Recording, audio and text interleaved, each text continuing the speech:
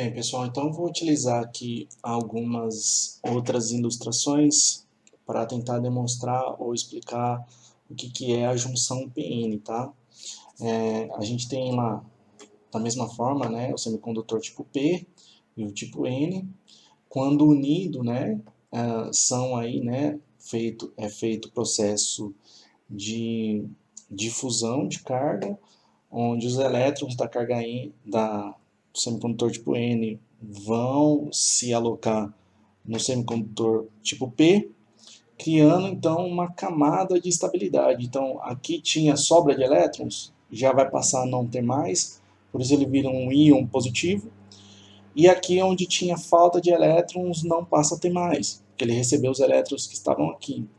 E essa camada de depressão vai se estabelecer até o passo em que os elétrons daqui não tenham energia para poder atravessar essa camada de estabilidade, certo? Então essa camada que a gente tem aqui é a camada de depressão, formada por íons positivos e negativos, e a gente vai ter então uma, uma, uma situação de três camadas, camada P, a camada de depressão e a camada N. A camada P ela vai receber um nome, tá?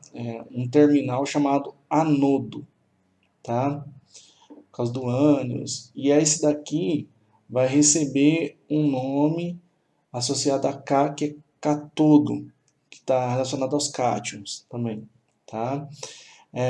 A gente vai representar sempre dessa forma, né? Esse daqui é a construção do primeiro componente eletrônico que vocês estão conhecendo, é o diodo, tá? Essa daqui é a simbologia dele, e os terminais estão aqui. Então, esse aqui é o anodo, que está associado à carga positiva, e esse aqui é o catodo, que está associado à carga negativa.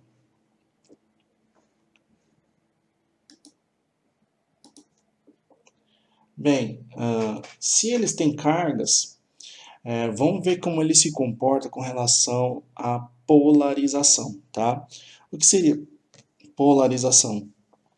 Polarizar seria colocar uma fonte externa a qual tenha polos, tá? Então a gente vai ter uma fonte de corrente contínua, onde a gente tem um polo positivo e um polo negativo, tá? A gente vai ter duas configurações lógicas, né?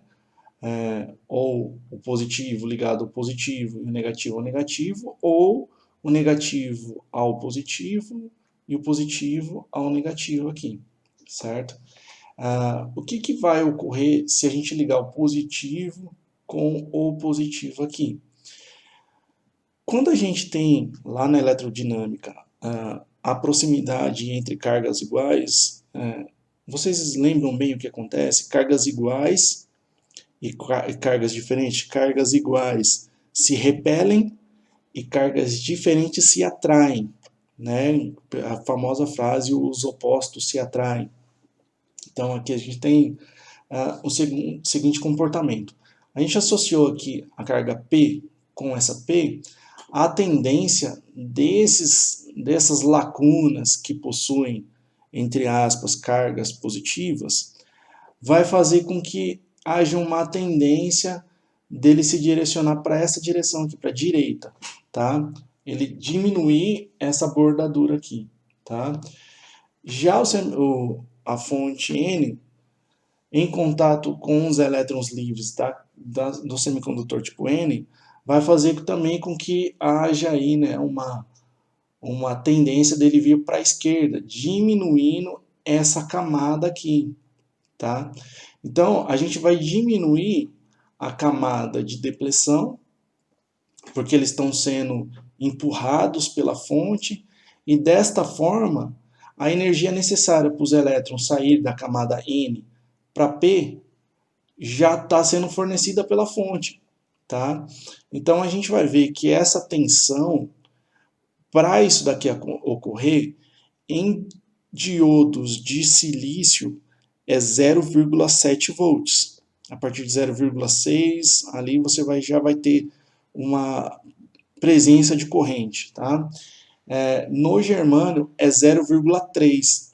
Então ali a partir de 0,2,5 até 0,3, a gente vai ter aí o surgimento de uma corrente direta, porque a fonte vai estar oferecendo energia para que seja acrescentado mais lacunas ou mais cargas positivas e aqui mais elétrons, fazendo com que essa barreira de estabilidade diminua.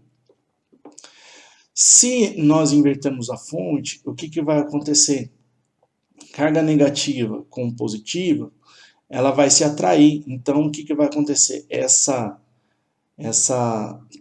borda aqui, ela tende a ser puxada para a esquerda, aumentando a camada de depressão, e a carga positiva da fonte com a negativa do semicondutor vai ser atraídos aqui, né? Fazendo com que essa borda seja empurrada para a direita, aumentando então a camada de depressão. Então, desta forma, a circulação de corrente por aqui é praticamente zero, tá? A gente fala praticamente zero porque não é. A gente vai ter aí uma corrente muito, muito pequena, que é oriunda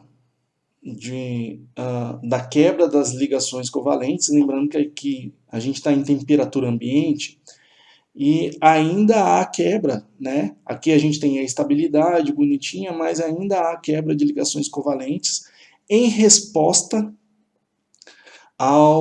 à presença de temperatura, tá? Então, ele se rompe, fazendo com que haja aí uma pequena circulação de corrente. A gente vai ver em outro vídeo que essa questão em materiais de germânio é um pouquinho mais complicado do que de silício. E aí vai respondendo algumas das perguntas de por que a gente utiliza mais silício do que germânio. Porque o germânio tem uma quantidade maior de portadores intrínsecos, que é essa capacidade de gerar pares eletrolacuna, maior do que a do silício. Então, isso faz com que ele tenha uma corrente reversa num sentido em que a gente não deseja. A gente deseja que a corrente circule em um sentido e não em outro, tá?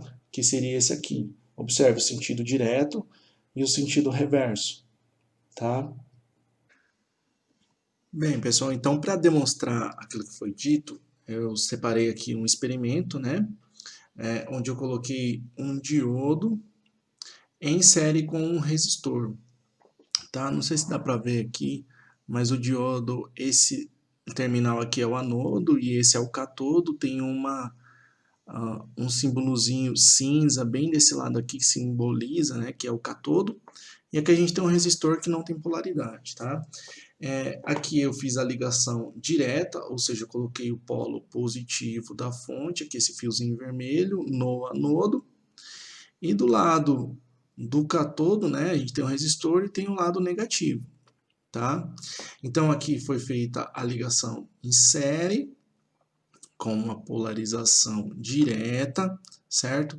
E o resultado que nós temos é aqui, ó. Entre os terminais do diodo, a gente tem uma queda de tensão de 0,7.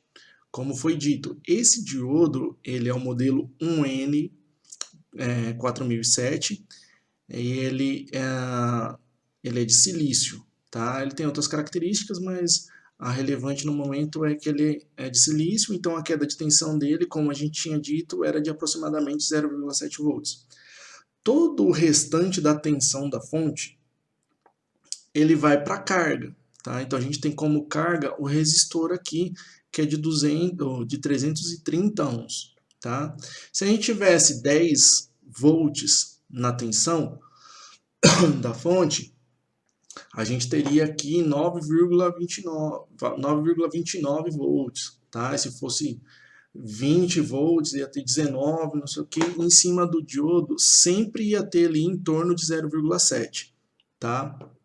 Na polarização direta, então esse, vamos dizer, é o pedágio do diodo, ele vai ter uma queda de tensão de 0,7 nele, e o resto da tensão vai estar sobre a carga. É de se observar, vocês fizeram bastante isso em circuitos, que se tem tensão na carga, É porque tem uma corrente circulando aqui, certo?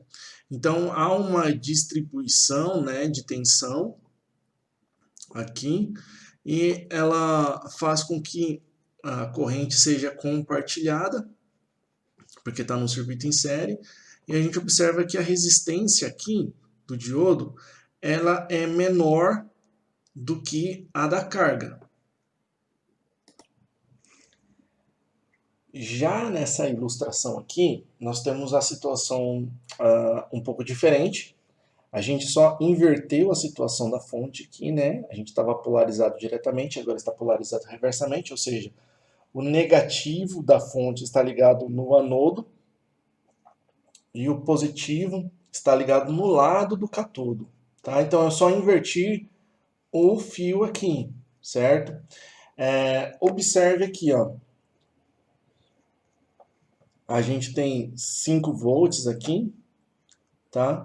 Ficou negativo porque a gente inverteu a fonte aqui, né? Então ele vai ficar negativo, mas ele está com toda a tensão sobre ele, 5 volts, tá? E sobre a carga não tem tensão nenhuma, né? Então, por que que isso ocorre? Isso ocorre porque essa resistência aqui, ela se elevou tendendo ao infinito, certo? A associação de um circuito como esse é a soma dos resistores, né? E se a gente tem aqui o infinito mais 330, a gente vai perceber que a gente não tem corrente nenhuma passando aqui. Então, a corrente vai ser praticamente zero, porque o circuito está altamente resistivo. E a gente vai ter aqui uma corrente de 0, na verdade, ali de micro amperes, né, de nanoamperes, e que a gente não vai observar, né? Vamos dizer, 330 vezes zero vai ser zero, tá? Então é o que a gente observa aqui, tá?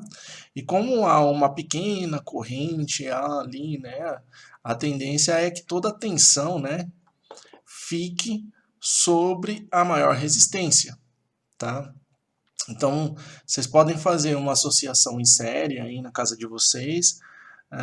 Se vocês tiverem, né, um resistor de 10 quiloohms e um resistor ali de 100 e colocar uma fonte ali, colocar em série, você vai observar que a maior parte da tensão, quase toda, vai estar sobre o maior resistor.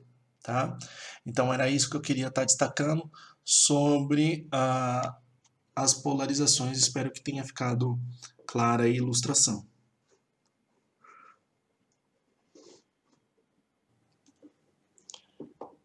Pois bem, pessoal, esse vídeo vai estar sendo colocado aí na sequência de outros, né? E aí espero que tenha ajudado a compreender a compreensão aí, né, de vocês com relação à polarização direta, reversa e a junção do diodo.